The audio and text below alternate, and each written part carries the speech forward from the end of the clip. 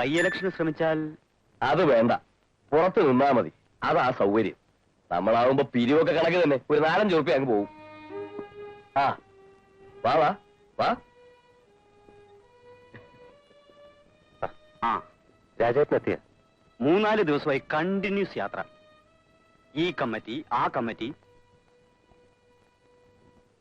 ആ, നിന്റെ ബോണ്ടിന്റെ കാര്യം ഹെൽത്ത് മിനിസ്റ്ററോട് ഓൾറെഡി ഞാനൊന്ന് ഹിന്റ് ചെയ്തിട്ടുണ്ട്. ഇടോ ഇരിക്കടോ.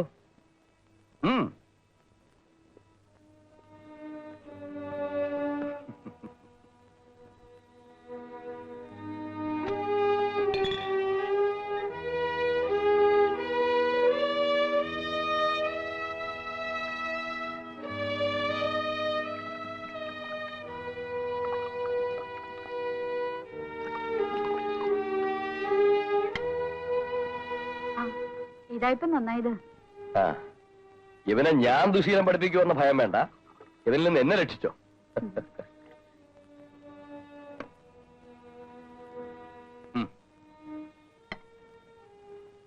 Cheers.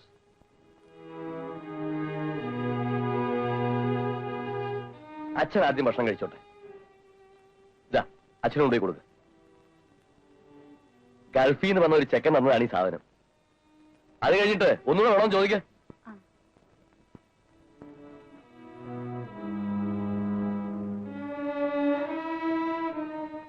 ഡയബറ്റീസ് കൂടിയപ്പോ അച്ഛൻ കോട്ട കുറച്ചു. ഡയബറ്റീസിന് മദ്യം. ചേടാ, നീ ഇപ്പൊ ഒരു ഡോക്ടറാണെന്ന് ധാരണ വരുന്നില്ല. മാരണം. അയമൂട്ടി വലിയേട്ടൻ അന്വേഷിച്ചിരുന്നു. ഒടിയന്റെ മുമ്പിൽ വായാൻ തിരിയണ്ട. വാ ഒഴിച്ചോ.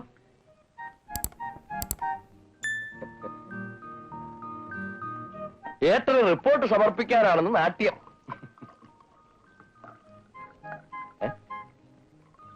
ഏതോ നീ ശല്യമായല്ലോ. നിനക്കകത്ത് റമ്മുണ്ടോ?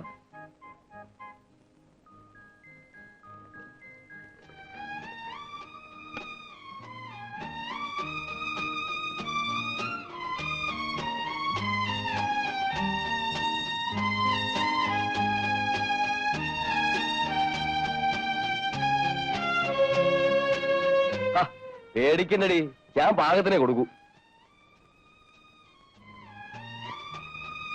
ഭരണം നേരത്തെ തുടങ്ങിയല്ലോ പെണ്ണ്.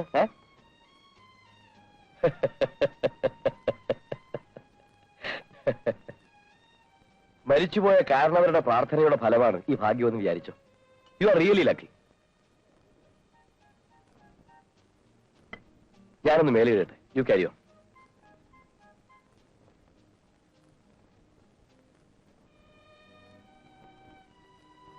നഴ്സിംഗ് ഹോമിന്റെ ഇൻവെസ്റ്റ്മെന്റ് എത്ര വരുമെന്ന വിചാരം? എസ്റ്റിമേറ്റ് 15. തീരുമ്പോ മിനിമം 18.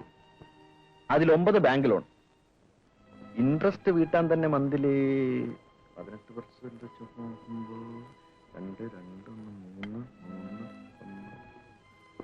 മതിയാക്കോ? മതി. ബിൽഡിംഗ് മാത്രം പോരല്ലോ, എക്യുപ്മെന്റ്സിന് പിന്നെ. പ്ലീസ്, ലക്ഷങ്ങളുടെ കണക്ക് കേട്ടാൽ എനിക്ക് തല ഇറങ്ങും.